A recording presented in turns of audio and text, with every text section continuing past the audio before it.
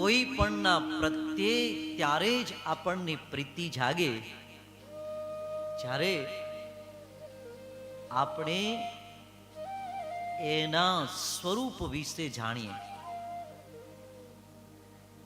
કોઈનો પરિચય થયા વગર આપણને એના પ્રત્યે પ્રીતિ ન જાગે, પ્રેમ ન જાગે, આદર ન જાગે. સામાન્ય વ્યક્તિનો પરિચય મેળવીએ ત્યારે એ વ્યક્તિની કક્ષા પ્રમાણે, એ વ્યક્તિના સ્થાન પ્રમાણે, એ વ્યક્તિના હોદ્દા પ્રમાણે જો એ વ્યક્તિ ઉચ્ચ હોદ્દા ઉપર બેઠી હોય તો એ વ્યક્તિ પ્રત્યે આપણો આદર ભાવ પરિચય થયા પછી અલગ થઈ જાય. તો વિચાર કરીએ, જો સામાન્ય વ્યક્તિના પરિચયથી એ વ્યક્તિ પ્રત્યેનો સદભાવ આપણી અંદર અલગ પ્રકારનો જાગે, તો પછી જે પરમાત્મા છે, જે ઈશ્વર છે, એનો પરિચય મેળવીએ. આપણે બધા જ ભગવાનને ઓળખીએ છીએ,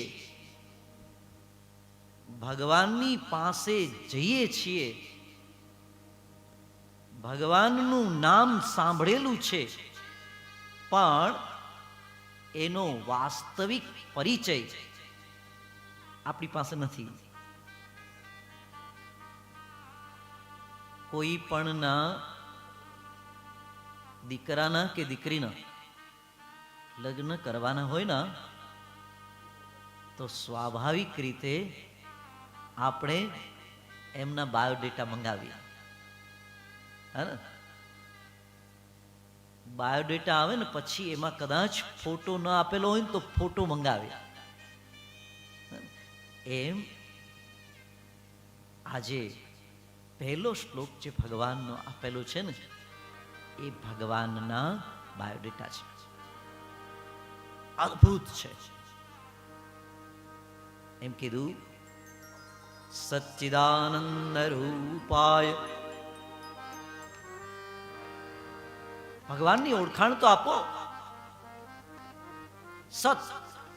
સત્ય સ્વરૂપ છે ભગવાન.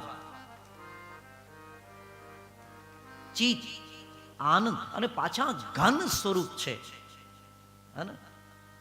સત ઘન, ઘન સ્વરૂપ એટલે કે એવું સ્વરૂપ કે જેની અંદર વચ્ચે કોઈ જગ્યા જ નથી.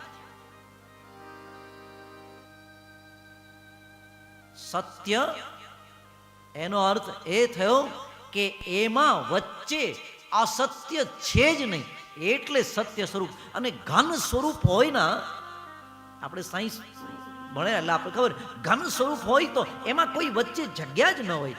એમ સત્યમાં, સત્ય સ્વરૂપમાં, ભગવાનના સ્વરૂપમાં કોઈ જગ્યા જ નથી.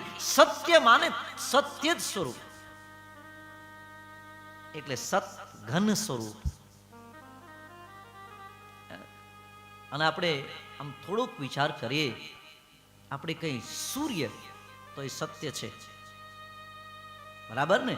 પણ આપણું સાયન્સ એવું કહે છે કે ધીમે ધીમે કરતા એ સૂર્યનો પ્રકાશ છે એ બળતા બળતા બળતા નાનો થતો જાય છે. ચંદ્ર તો એને પોતાનો પ્રકાશ છે જ નહીં, એ તો સૂર્યના પ્રકાશથી પ્રકાશિત છે. તો પછી આ સત્ય સ્વરૂપ કોણ છે?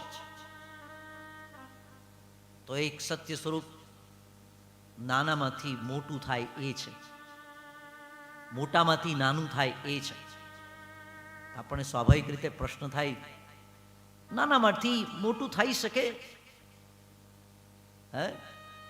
જો ધ્યાન રાખજો, સત્ય પહેલા પણ હતું, આજે પણ છે, કાલે પણ રહેવાનું છે. તો સ્વાભાવિક રીતે આપણો પ્રશ્ન થાય, એમ કેમ? સોનું એનું બિસ્કિટ હોય એ મૂળ સ્વરૂપમાંથી એના કોઈ આભૂષણ બનાવવામાં આવે, હાર, વીંટી, બુટી, આભૂષણ બનાવવામાં આવે, એ આભૂષણ બની ગયા કેવાય હાર, પણ એની અંદર મૂળ સ્વરૂપમાં સોનું જ છે. આખરે બધા આભૂષણો છે એને ઓગાળવામાં આવે તો આખરે એ ફરી પાછું સોનામાં પરિવર્તિત થઈ જાય. એનો અર્થ એ થયો આપણે બધા જેટલા છે તે બધા ઈશ્વરમાંથી છૂટા પડેલા છીએ. આપણે બધા જ ઈશ્વરના અંશ છીએ.